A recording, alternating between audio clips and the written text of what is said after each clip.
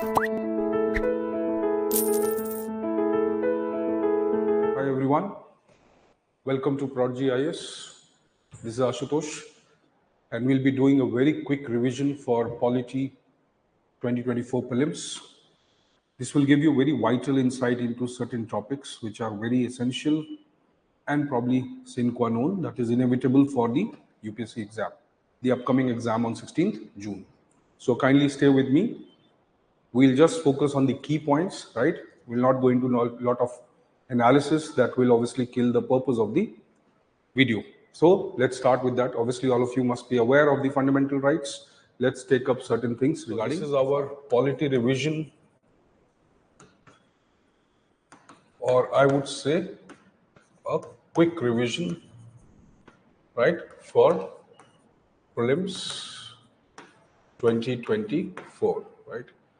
Let's take up the idea one by one. Fine. Now see, as you know, fundamental rights. So fundamental rights are in the part 3 of the Constitution. As you know, Constitution is divided into parts. So like part 1 relates to union and territory, second deals with citizenship, third deals with fundamental rights. Articles 12 to 35. Right? So there are 6 categories of fundamental rights which have been highlighted in this part, in these provisions, right? So you have 6 categories of FR, right? These 6 categories can be classified as right to, right?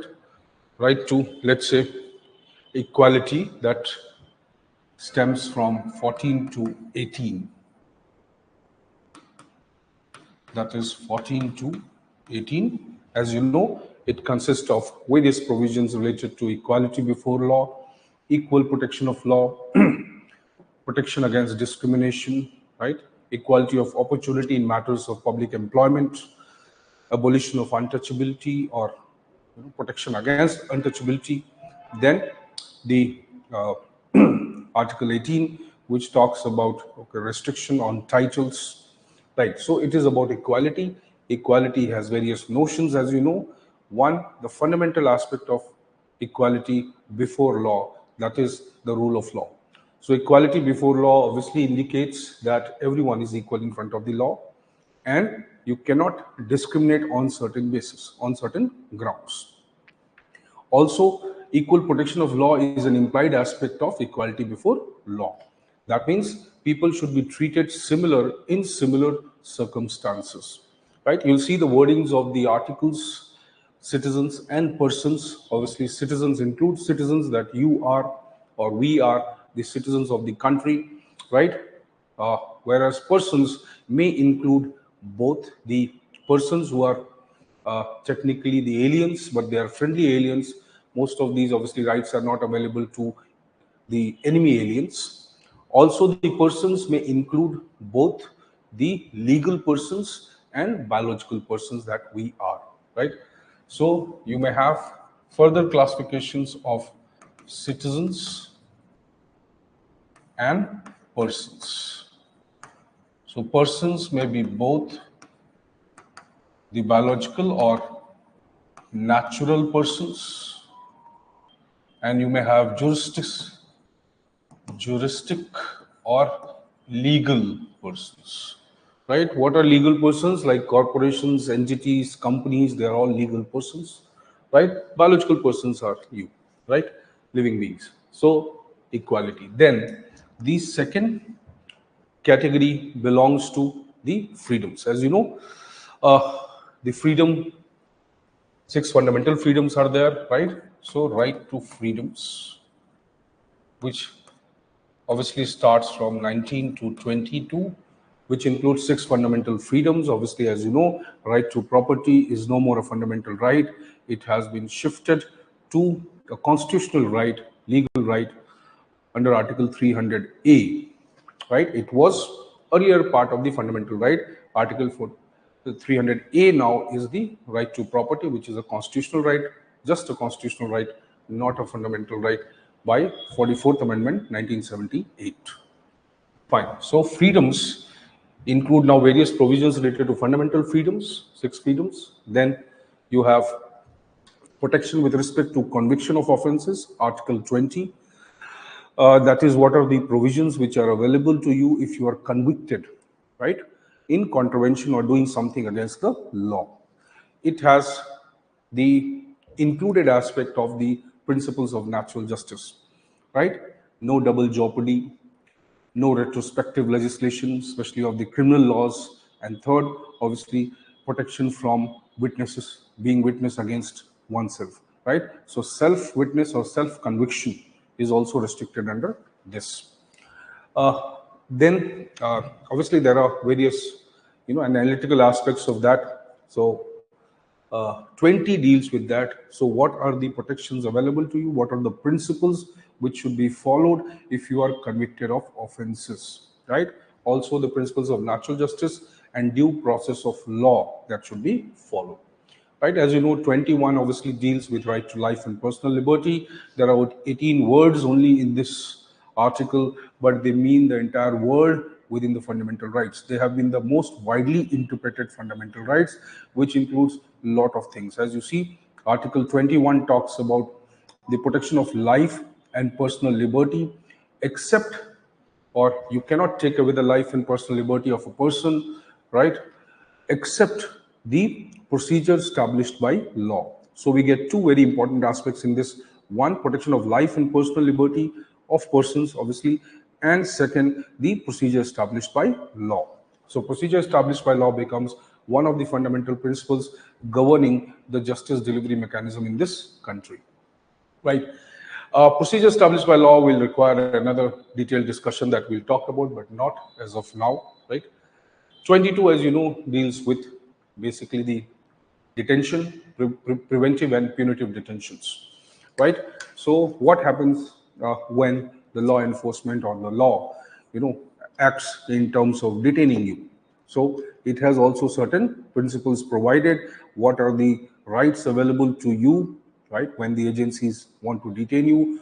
Also, there is a provision for preventive detention. That means even though you have not committed an offense, like for example, 20 talks about conviction of offenses, whereas preventive detention, where you have not committed an offense, but there is a probability of committing the offense by you. So that is where the preventive detention comes into picture. So this also provides certain natural justice principles, due process of law, and what all provisions are available to a person who is, uh, or who is, likely to be detained by a legal agency, right? So it gives you certain rights here. Then you must know that preventive detention is not a ground for disqualification. That is an additional information that you may remember. Fine. So equality, freedoms, then right against exploitation. Right. Basically 23, 24 that you talk about, right against exploitation, begar, smuggling of people, racketing of people, misusing people, prostitution. There are so many areas which could be covered under this, bonded labor and many other areas, forced labor, right? Then, so this also provision covers a lot of protections for people of certain categories who are subjected to certain kinds of exploitation. Fine. Even though you can say that it has a very wide mandate, but obviously it requires more legal effect. It requires law to become more effective, right? Majority of the provisions of the fundamental rights are self, inflicted. That means they can be implemented as a law itself, right? But for some, obviously, you need the parliament to make laws regarding them. So they are self effecting. Many of these provisions, they, by virtue of being there in the part 3 or fundamental rights, they are applicable themselves, right? So exploitation, then you have freedom of religion, related to a right to practice religion, freedom of conscience, propagation, profession, the religion, practicing the religion, all of that is covered generally under 25 to 28. It is available to all, including minorities and majority both, right? Anybody, right? And you can also say that it is also available to people who actually may not follow a religion. So it gives technically a secular character to the Indian polity or Indian constitution, right? It has other, again, various provisions, right, that you may have the right to practice, propagate, profess your religion. Even if you don't have a religion, that may be a faith. Though there are certain caveats, there are certain restrictions, right, that whether you should be called as a treated as a religion or not. So if you are a sect and you are not, what you can say, influential enough to be propagated as an individual faith, you will not be recognized as protection under religion. So there are certain, what you can say, the micro aspects of these provisions. Obviously, we are not focusing on that as of now, right? So religion, then cultural and educational rights, also called minority rights, and cultural educational rights, linguistic rights.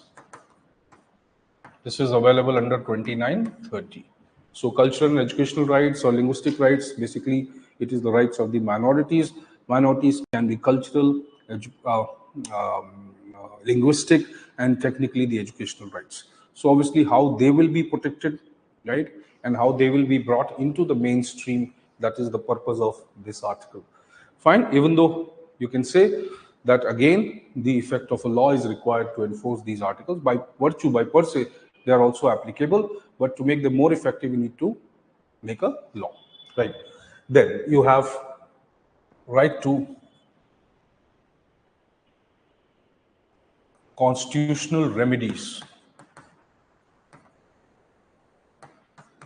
Right to constitutional remedies, obviously, you have to, uh, you need to be protected by the law or the justice delivery system in order to enjoy your fundamental rights. So you cannot simply say that my fundamental rights will be protected, right, without the force of the law, without the force of the judiciary or judicial protection. So right to constitutional remedies, this you can say technically can be clubbed into 32 to 35.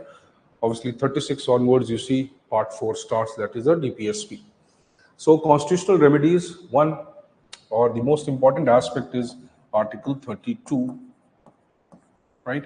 Article 32 obviously deals with the power of the Supreme Court to issue writs for the enforcement of these fundamental rights, right? First, let's talk about this idea, right? So, there are categories of fundamental rights, and there is Article 32, which talks about the judicial review, or you can say the judicial intervention in protection of the fundamental rights of the people, of the citizens and persons. The judiciary or Supreme Court becomes or gets itself a power from the constitution directly to protect the rights of the people. That makes the judiciary, obviously, you can say the interpreter, the final arbiter, the protector of the rights of the people through the constitution, right? Now, so when you say Article 32, it itself is a fundamental right. It is available to all persons, right? Obviously, those who feel that their right has been violated, they can approach the Supreme Court under Article 32, for which certain writs have been provided, right? These writs are like the directions or the instructions or the enforcement of the fundamental rights by the judiciary through various mechanisms. As you know, there are 5 types of writs, right? The mandamus, we command, that you know or must be knowing. Habeas corpus, to have a body. If somebody is confined illegally, the court can seek the presence of the person. Then you have quo warranto, that is, what is your authority, by virtue of what authority are you occupying certain position or exercising certain authority, or what is the jurisdiction, what is the legal basis on which you are occupying a public office and exercising the authority. Then you have writ of certiorari, and writ of prohibition. Fine. Generally, these two are the remedies which the Supreme Court or the technically the High Court, right, they enjoy with respect to the subordinate courts or lower courts under them. So these are generally applicable to judicial bodies, quasi-judicial bodies, administrative tribunals, or any other body which is exercising such function. So certiorari is to certify, prohibition obviously is to restrict. If a case is going on and the court wants that case to be directly now come to the court or the higher court, right, or there are certain malpractices, maladministration, or lack of justice visible in the process of justice delivery, then it can be asked by the court, right, to review the case which is going on, right? This is generally after the case is over. That means the judgment is given. Obviously, both of them can be applied to review the decisions of the lower courts by the higher courts. Who are these higher courts? So under 32, it is the Supreme Court. And similarly, Article 226 provides this benefit for the, or this benefit to the high courts. So high courts and Supreme Court have the power of judicial review or protection of fundamental rights of the persons, right?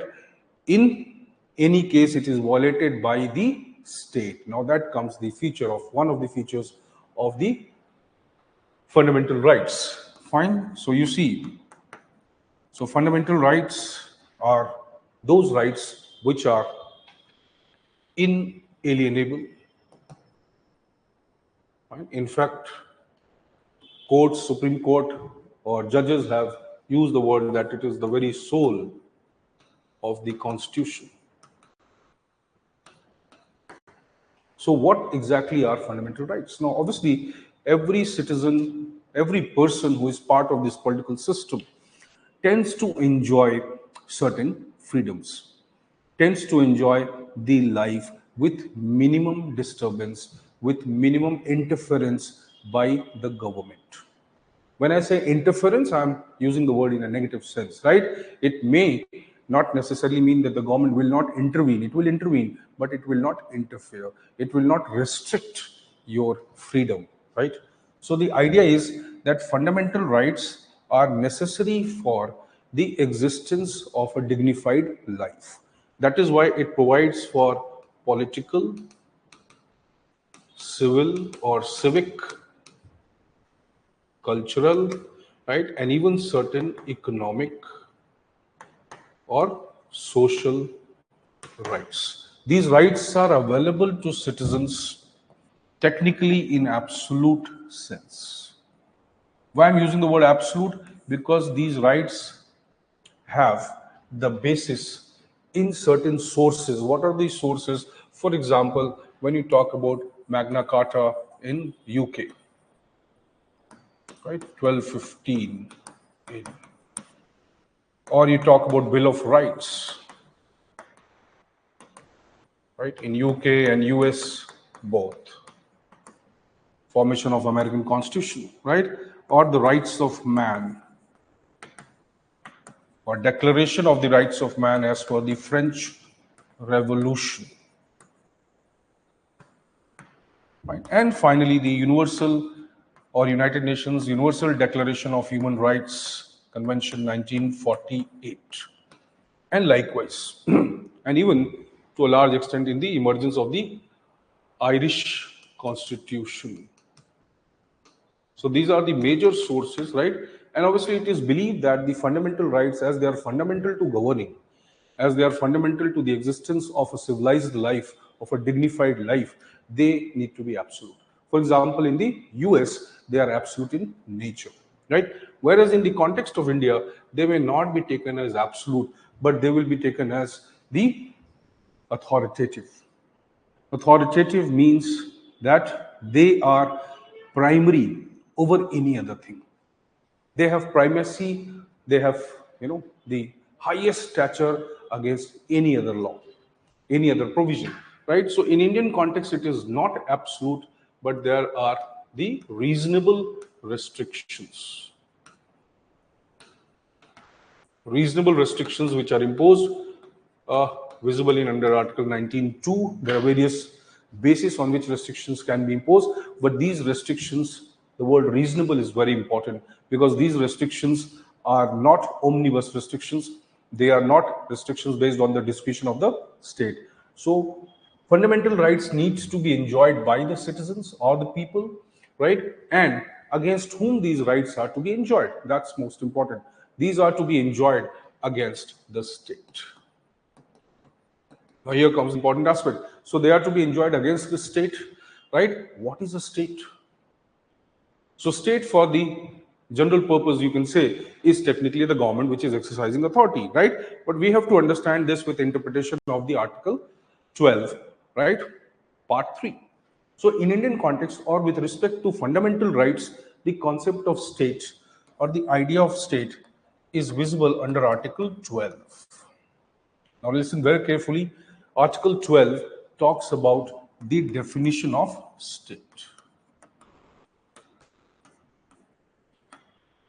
So it is believed that the system which has the power, which has the authority, which has the ability to trample upon, to violate the rights of the people, the freedoms of the citizens, right? That is the system which can actually misuse the authority. So that is the idea, that state is powerful, it is the political system, and it has the power, and so it can violate the rights of the people, right? If you understand, if you have understood the logic, right, we talk about the idea of constitutionalism.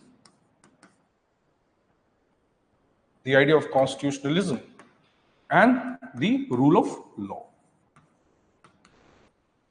So idea of constitutionalism says that yes, the government is needed, state is needed, but state must have limited authority, right? So it has both the aspect, limited authority of the state and limitations on the authority of the state, right?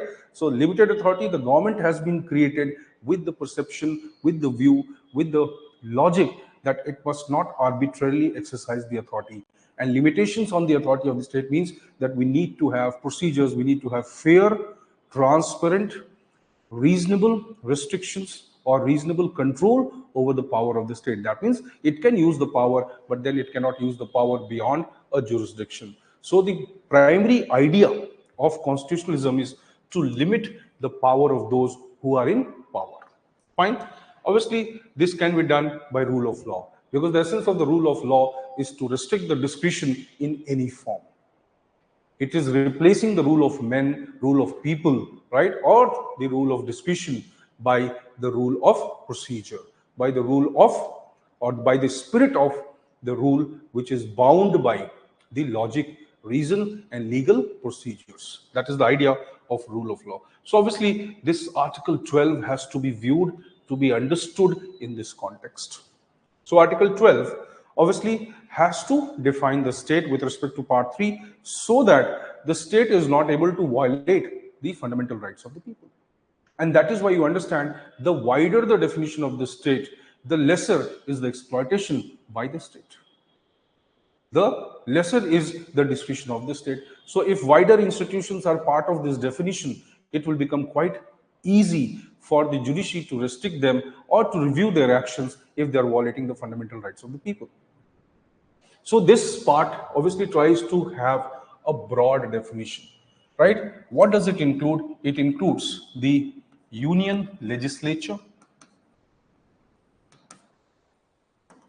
right, plus the union executive. That you know, obviously, state legislature plus state executive, state government, state legislature, Vidhan Sabha and state government, right, parliament and central government, then all local bodies. So whatever be the nature of local bodies, urban rulers, rural boards, right, panchayats, whatever, they all come under all local bodies, right? 4 talks about other authorities. Other authorities which are obviously working or functioning as part of the government. This is very important aspect. Now, obviously, prelims might or UPSC might feel compelled not necessarily to ask you what are these, but it might be compelled to ask you what is other authority and how do we define other authority. Is there a definition of other authority? Right? These other authorities can be any other authority, right, which might be functioning for time being as the government. It can be, it can be in the nature of these bodies, and it can also be in different from the nature of these bodies, right? For example, if I say university, so yes, Supreme Court has accepted that university is also a state in this sense. A corporation created by a statute or parliamentary law, is it? Yes. Is state corporation? Yes, it is. Fine. So obviously, right, but maybe cooperative society is not. Maybe a society registered under state law or any other law is not. Maybe a charity registered is not. Why? Because it is not getting direct funding from the state. So there are certain parameters laid down that what these other authorities may constitute, even though it is not defined completely. So it is more or less subject to your judicial interpretation. So it is subject to judicial interpretation, but you can say that yes, there are certain classes of organizations which could be treated as authorities or state beyond this, right? Obviously, there is a principle which is used by the Supreme Court, right? So earlier the position was that High Court agreed to the idea that the High Courts agreed that the nature of these organizations, the similar nature of these organizations which are there, right? So any other organization which is of similar nature could be treated as other authority, right? Its nature should not be different from the previous authorities which are mentioned in the Constitution. But later on, Supreme Court did not agree to this idea, right? It used a basic principle, a basic doctrine, right, called doctrine of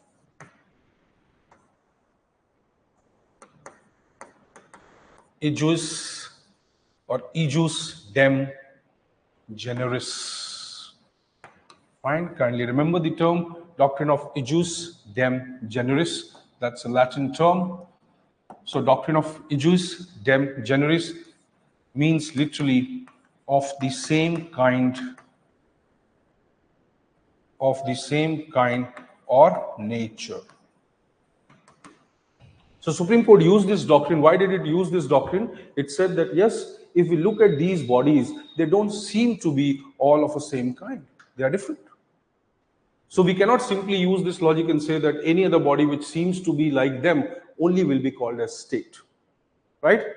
So there are obviously the cases related to that.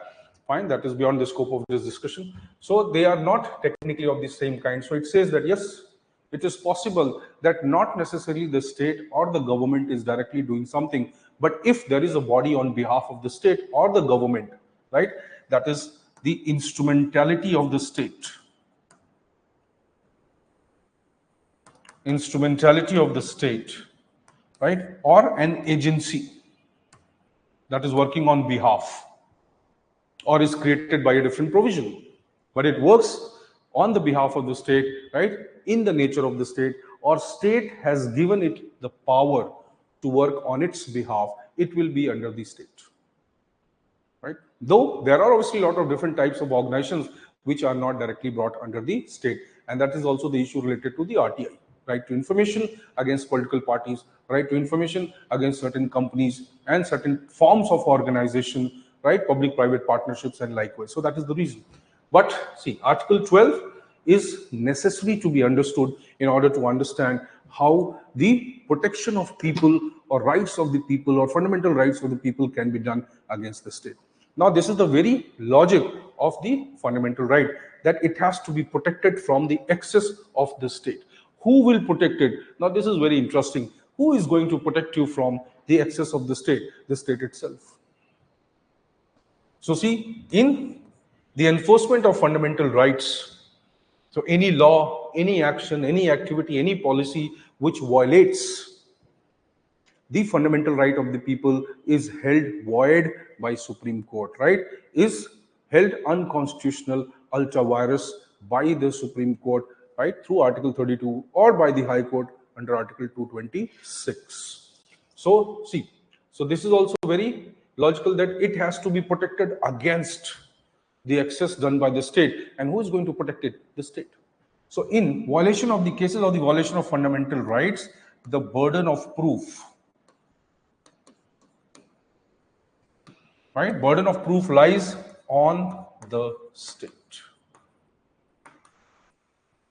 So when a person reaches the court and files a writ under 32 or 226 and says my fundamental right has been violated, then it is the duty of the state to prove that no, his fundamental right has not been violated.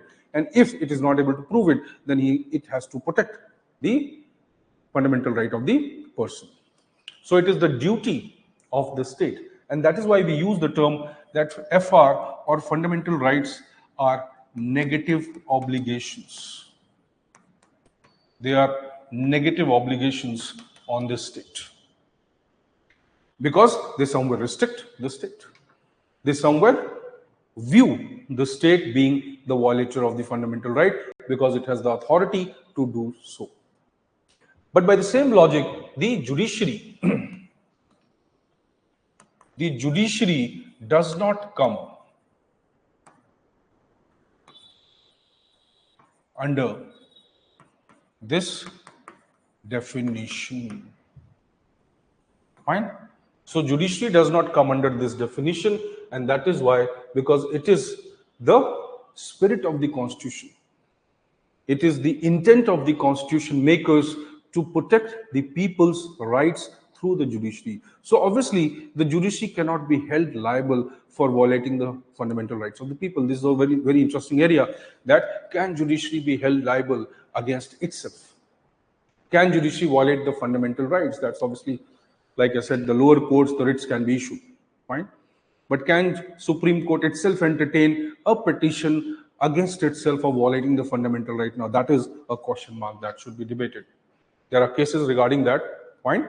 But that is, again, like I said, it's not part of this discussion. It will be difficult to finish it, right? So let's say the judiciary does not come under the definition of the fundamental, of the state. And that is why, right, it cannot technically take up a case of violation of fundamental right by itself. Fine. Though there are certain conditions regarding that. Right. Now, obviously, what state will do? State will violate the fundamental right by making laws. State will violate fundamental right by exercising authority. State will make a policy and can violate the fundamental right of the people. Or state's action may result in violation of fundamental right. So see, legislative actions and administrative actions or executive actions, both are involved. That means the law which violates the fundamental right by legislation, and the policy or the executive actions which violate the fundamental right through executive, that is the Prime Minister and Council of Ministers and the administration that it carries on, right? It can be held liable for that. So laws and executive actions both are covered by this. Okay, this obviously means that we need to define what it is. So Article 13 comes in that context, that the definition of law, so that we may be able to understand that how or what laws or what possible actions or mechanisms can be used by the legislature and the executive and the administration to violate the fundamental rights. So we have to understand the functionality, the functioning of these bodies, the state, which we have talked about. So by doing what they can violate. See, so obviously all the laws that are made by the parliament, right, that is the statutes, right, or the laws which are made by the executive using the parliament, that is ordinances. Any other type of laws which can be made by the executive, for example, you see municipal bodies, they make bylaws, fine, or provisions, any provisions, right, any clauses, right, any orders, etc.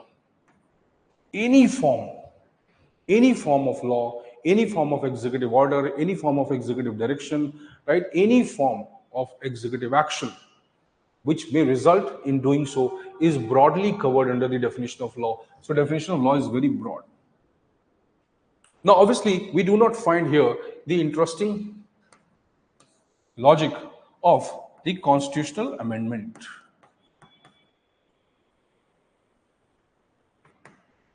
Right? Now, constitutional amendment under Article 368. Now, that is not per se or on its own or directly is treated as the law.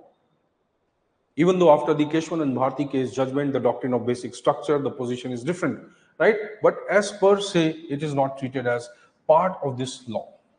Now, what does this mean? Does this mean that if the parliament is doing constitutional amendments or making constitutional amendments under 368, can they violate the fundamental right? Yes. By reading this, it seems to be so. And that was the reason why 24th Constitutional Amendment Act was done 1971. To restrict the judicial review, to restrict the judicial interference, right? Or to restrict the judiciary from declaring laws which may be done or made by using Article 368 by the Parliament. Fine. So, per se, it is not part of the law or definition of the law. But yes, when the judgment came in Keshwan and Bharti case, Keshwananda Bharti case, as you know, most of you might be knowing the case, right? 1973, April, right? 24th April 1973. So this judgment established the doctrine of basic structure. Basic structure.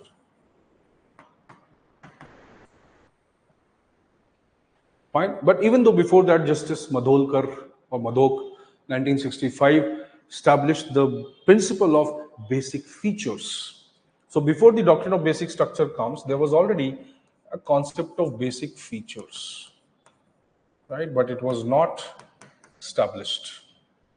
So as the doctrine of basic structure comes, right, the court does not deny this, that yes, Parliament has the power to amend the Constitution, to do anything, right, related to the Constitution, right, which may contravene the fundamental rights, right? But as the basic structure doctrine comes, it was very clear that Parliament cannot do anything which in any way, right, abrogates or destroys the Constitution. That was the idea.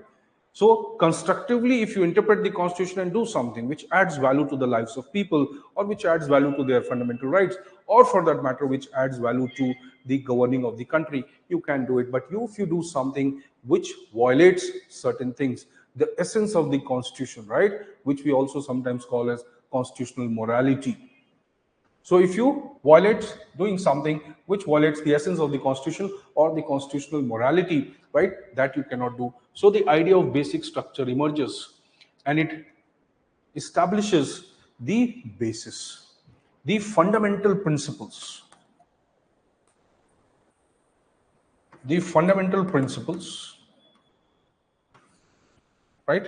Obviously, it does not exhaustively define it, but as you know, through a constitutional bench, it was made very clear that these are the fundamental principles, these are the maxims, these are the truths on which the Indian Constitution has laid its foundation, or on which the Indian Constitution functions as a, in terms of the value, the philosophy, the ideology, the ultimate purpose that it has. And obviously, right, you cannot violate it. So as of the position, what happens? Even Article 368 is not outside the ambit of this definition. So if 368 may lead to the violation of certain basic structure that is not acceptable, it is void to that extent. It is unconstitutional to that extent, right? And that is what was accepted in the Keshwan and Bharti case, that the Parliament has unfettered powers, it has plenary powers, it has absolute powers in amending the Constitution under 368, right? But not the basic structure. So basic structure becomes a limitation, or basic structure becomes a jurisdictional definition defining the competence of the legislature or the executive, what it can do, what it cannot do. even though the list is not complete, right? But over the period of time, a lot of things have come into the list. And one of the most essential aspect, which again embellishes, which makes the fundamental rights more stronger, protects the rights of the citizen, is that judicial review itself is a basic feature or basic structure of the Indian Constitution. So, values of the Indian Constitution, that is judicial review. So, you cannot undermine it, right? As you know, recently, in the case of Maharashtra, defections and likewise the position of speaker was questioned and the role of the speaker was questioned. So, you might find that these philosophies and principles, they come or they are visible in action many times when you are studying your current affairs, current perspectives, right? And obviously you cannot understand them unless you know the core concepts behind them, right? So 13 talks about the definition of law, which is also very vital because the scope of the 13 will eventually define what exactly are the modes or the methods or the techniques by which the legislature and the executive can to an extent violate the fundamental rights and how this can be reviewed and restricted by the judiciary. Fine. Now 13 has generally two provisions. Fine. Even 13.4, like I said, it was added obviously that constitutional amendment is not to be understood as interpreted as the part of the definition of law. So 13.1 basically talks about the pre-constitutional laws, right, or what we call the laws in force. So there were obviously many laws which existed even prior to the commencement of the Constitution. 1935 Act and many other sources were the 1919 Act. So all these were subsumed into the Constitution, right? Or we borrowed many of these provisions. So they have already done what they wanted to do. They were already there when the Constitution was made. So obviously it was not the Parliament of India which had made these laws, but it was the British Parliament or the British government at that time which had made these laws. So they are called as pre-constitutional laws or laws in force. 13.2 basically talks about post-constitutional laws, or you can say the laws which have come after the commencement of the Constitution. These laws obviously have been made by the Parliament today, that is the Parliament. Right? So whenever the laws which are made today, they are coming from the Parliament, the Indian Parliament, and that is 13.2. Right? Whereas whatever laws existed and not made by this Parliament, which was a creature which was created out of the Constitution we made, right? Because Union Parliament obviously comes into existence once the Constitution is made, right? So these laws will come or will be taken as of today. These laws already existed prior to the Constitution, fine? So obviously, if these laws also violated, that is the idea of defining the law. So if they violate the fundamental right, they will be held unconstitutional, right? But now imagine the position that there are many laws which are in use. And once the commencement of the Constitution takes place, right, once the Constitution is implemented, enacted, enforced, as you know, then what will happen to these laws if these laws in any way violate the fundamental right or part 3? So they should be held null and void, or they should be held unconstitutional by the court. But court used a creative mechanism. Court said that, see, we'll use two doctrines or two principles, right? Doctrine of severability, right? And doctrine of eclipse. The doctrine of severability would say that, yes, to an extent, a law seems to be void. Let's say a law is there, an act has been made, the act has many provisions. Some of these provisions outrightly seem to violate the fundamental right. So by their very virtue, these provisions will be severed, will be cut out from the law, and they will be made non-operative, non-existent. But this can only happen when the law has certain provisions, right, where one provision does not depend on the prior provision. So if these provisions are not intertwined to that extent, if they are not interrelated to that extent, if they are not interdependent to that extent, if their coexistence is not there, then the part which is not needed can be severed, cut out from the rest, like obviously a part which is damaged, like a part which is cancerous, let's say, cut it out, right? So that can be cut out, that is called severability. It saves a lot of time, a lot of effort, right? And probably it keeps the law, that part of the law intact, which is useful for us. But in case the various provisions of the law are so integrated together, right, that one cannot exist without the other, then probably this doctrine will say, now you have to make the entire law void. It is unconstitutional, ultra virus. Right, so this is one principle. It is generally applied to both type of laws, 13.1 and 13.2, right? Doctrine of eclipse, it was originally for the pre-constitutional laws. What this eclipse says, that fundamental rights will overshadow any of the existing laws or laws in force which were there. So fundamental rights will overshadow them. That part of the law will be shadowed, which is violating the fundamental right. So rather than eliminating the entire law or making it irrelevant, what do? We basically shadow it. We cover that part, right, which is not operative now, which is not valid as of now. So it is merely shadowed, right? In later case, if it becomes operative or it does not violate fundamental right, or it seems that no more this provision of the law is violating the fundamental right, then it will automatically spring to action. It will re-emerge. There is no need to make another law for that. So it is overshadowed, right? The moment the shadow moves on, the eclipse goes away, it comes to life. So doctrine of eclipse says, rather than eliminating the law, rather than abrogating the law, rather than revoking the entire law, rather than removing the entire law itself, what let us do is cover it, put a lid on that part, right, which we don't want. Rest, let it operate. If this ambiguity, if this lack of applicability, right, inoperability, invalidity, if it goes away in future sometime, then the law automatically will become available to be used, right? It automatically comes into force. There is no need to make another law for that, right? That is called doctrine of eclipse. Now these two obviously are used. Now generally the doctrine of eclipse was used for 13 clause 1. But as of now we see that there are changing circumstances. State of Gujarat versus Ambika Mills, right? Judgment which you can read once you're writing your mains versus Ambika Mills, 1974, right? It seems, or it has come to the idea, it has come to the acceptance that no, the doctrine of eclipse is also applicable to post-constitutional laws. So if your prelims statement says that is doctrine of eclipse applicable only to pre-constitutional laws, it will be incorrect. It will be applicable to both pre-constitutional laws and post-constitutional laws. Obviously, people who are studying Lakshmikant, be little beware, right?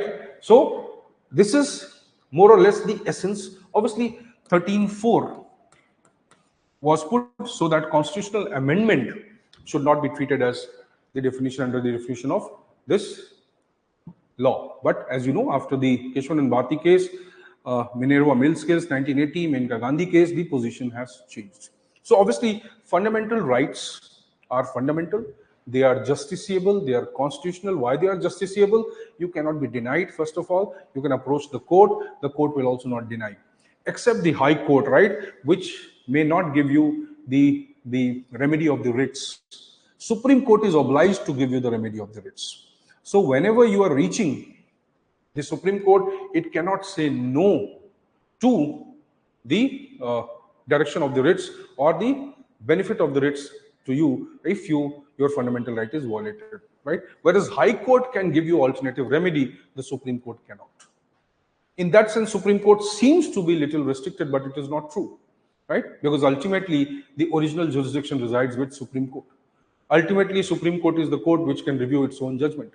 Ultimately, we are an integrated hierarchy of judiciary, and every other inferior court or subordinate court is subject to the decisions or the judgments of the Supreme Court, right? It also has extraterritorial jurisdiction, as you know. So we cannot simply say that Supreme Court seems to be weaker in context to the High Court. It is not so. The only thing is that High Court has been given broader remedy so that the justice can be provided more easily for people coming to the Supreme Court and going back and then coming to the that's very difficult. So High Court somewhere seem to be more closer to the people, right? Where people can approach it, and obviously it can give you a diversity of remedies, not necessarily the writs. Fine. So all the best to you. We'll come with the part 2 of this, and in the part 2 we'll try to discuss certain unique aspects of the fundamental rights and obviously some other important provisions of the Constitution or Indian polity or governance which are necessary for UPSC prelims, right? So even if you get certain things out of that, if you're lucky enough to get certain questions or logic or concepts out of that, would be very happy for you. So all the best. Keep watching. All the best to you. See you.